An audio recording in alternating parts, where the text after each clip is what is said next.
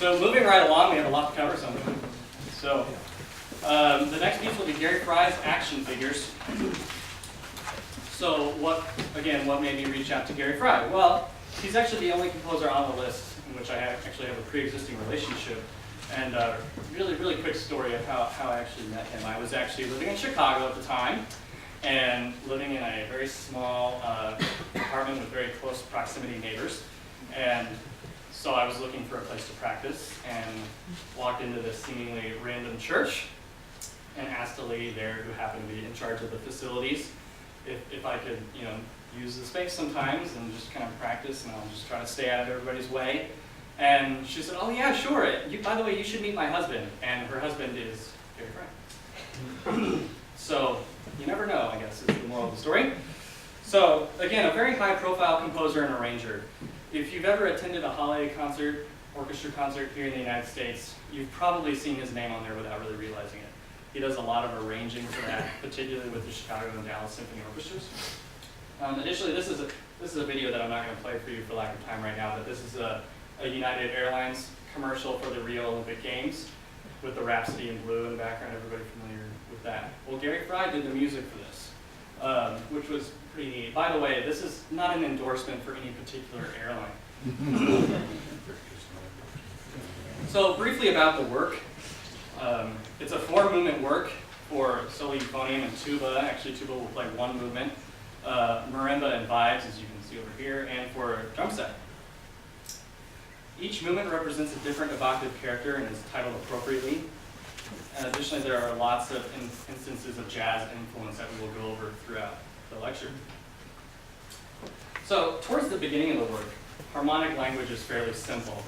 Simple chords. However, as you kind of go on, it becomes a little bit more complex. So here you actually have an F minor 11 chord represented melodically when you account for all the notes in this measure. And so you have that jazz influence of intricate harmony. To further exemplify the complexity of a harmony, at times Fry employs an implied harmony, meaning that some of the notes are missing. So here we have a B diminished chord with a omitted F. So as we transition to the second movement, we have kind of swing style eighth notes. It's a slow movement, swing eighth notes, so there's more jazz influence there. Additionally, both the euphonium and the vibes actually lay out their own harmonies that creep up later in the piece. And as you can see here, this is the euphonium line outlining a G diminished chord with a G, B flat, and D flat. A short time after this, the vibe enters with a B flat augmented chord, which again sets up harmonies for later in the movement.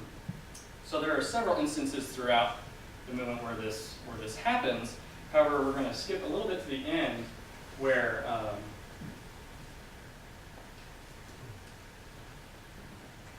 we have both instruments actually coming together and intertwining these two harmonies. So we have the G and the B flat from the euphonium, and the D, F sharp, and A from the vibes, which forms a G minor 9 chord at the end.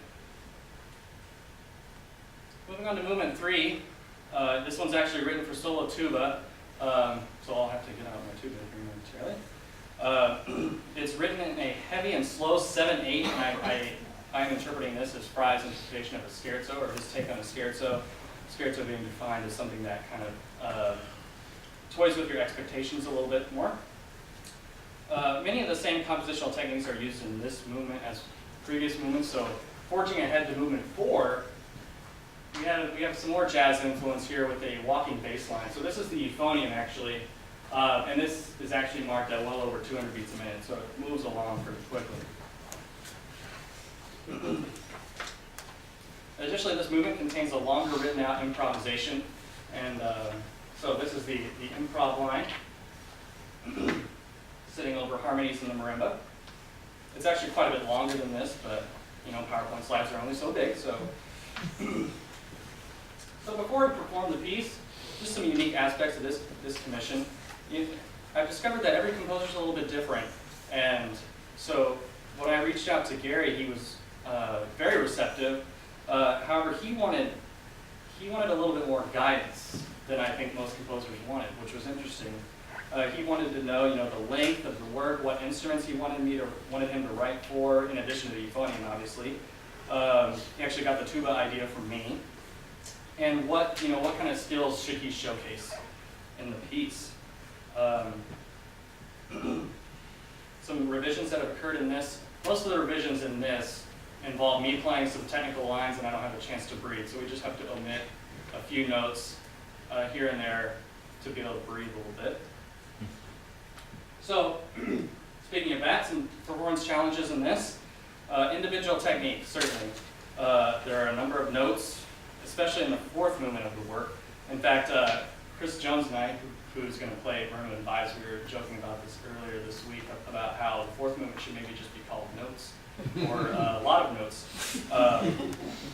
So hopefully they will all come out. Additionally, it's difficult to balance such a work. If there's a group of instruments that can overpower low brass, it's percussion. So especially, particularly with the drum set, when the drum is hitting frequencies that are very similar to that of the euphonium or the tuba. So that was certainly a challenge with balance. Additionally, music is a different style than most